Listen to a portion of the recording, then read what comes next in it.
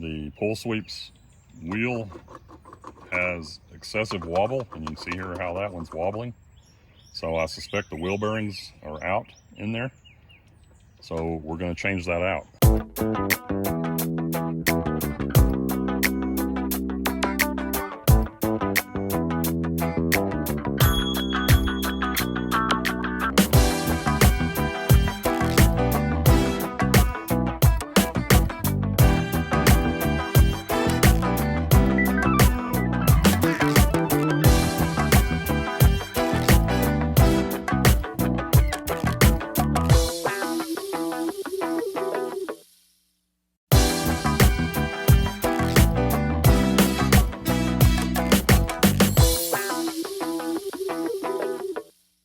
So we're going to take this all the way off, turning counterclockwise or to the left, and that takes the screw off. And you're going to want to make a note that on these screws there's a little spacer like this in there, and you can see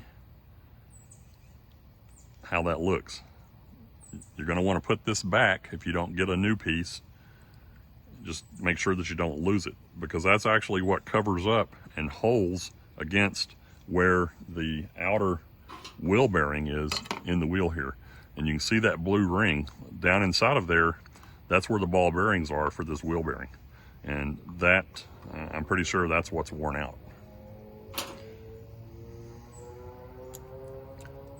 So to take this wheel the rest of the way off, you just want to grasp it and pull it right off. And you can see there's an outer wheel bearing, and then when you turn this over, there's also an inner wheel bearing. So each one of these, if you're replacing a wheel, just remember, and you can see the difference here, each one of these is going to take 2 wheel bearings. And the wheels, if you order replacements, don't come with the wheel bearings. So again, if you don't have those spare parts in your kit already, you're going to want to make sure that you order some. I keep a few of those on hand. I've got a bag of them here. I think it's a bag of, what is it? Looks like an 8-pack that I ordered. And I keep these on hand.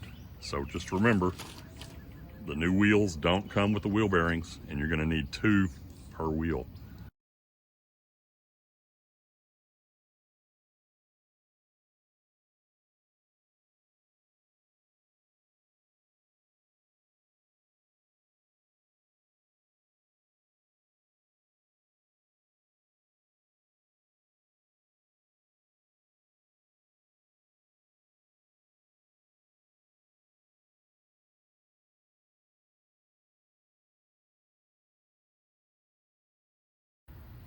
Okay, so what I did, again, being careful, is I've just got my small screwdriver, and I got in there and I kept working and working and working and working around this one until, and you can see here how I've kind of got this piece starting to come out. So I'm just going to continue to work my way around and prying up gently.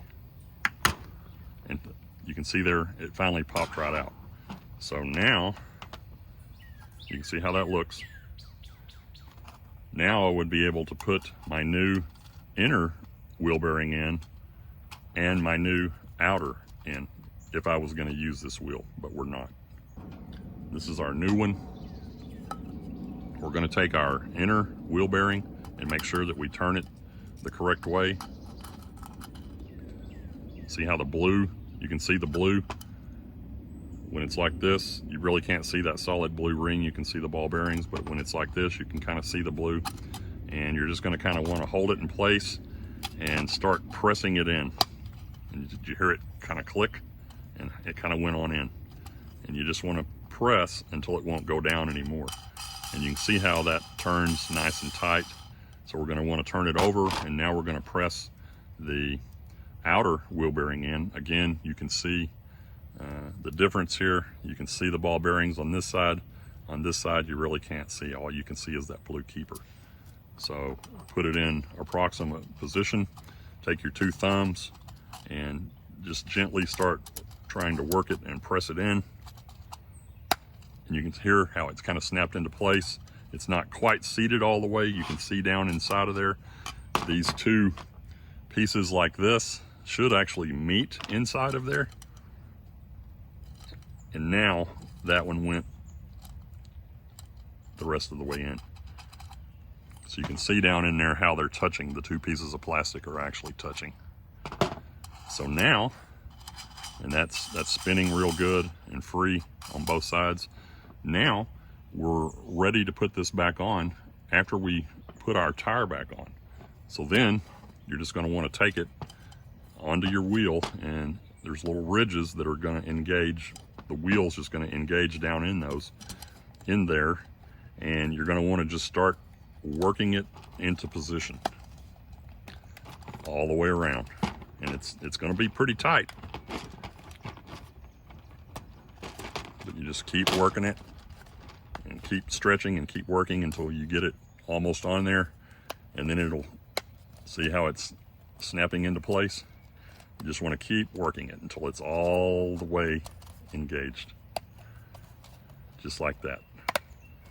Now that one just snapped into place all the rest of the way, so we're good to go. Nice and tight, everything looks good. Our wheel bearings are spinning good. And some of the questions that I've gotten is, do you need to oil or grease these wheel bearings? For your pool, the answer is no. You don't ever want to put any lube on those bearings. Okay, so we've got our new wheel bearings in place, new tire installed, and we've got our new keeper screw and the washer that goes on there, and we got it turned in the correct direction. You can see that. So now all we're going to do, and you'll see what I'm talking about here with these gears, how this gear engages with this gear. So you're going to want to take this and gently place it into position right there on the axle and turn it until that gear engages, and you'll feel it engage, because when you spin this, it's going to turn this wheel and this wheel. So that lets you know that that gear is engaged now. And you're just going to want to make sure that that slides all the way on like that right there. And now we're going to put our keeper screw back in place. And again, you don't want to over tighten these because you don't want to break it. And this is a new screw. And you're going to turn it to the right or clockwise to tighten it. And you can see there how it's tightening up.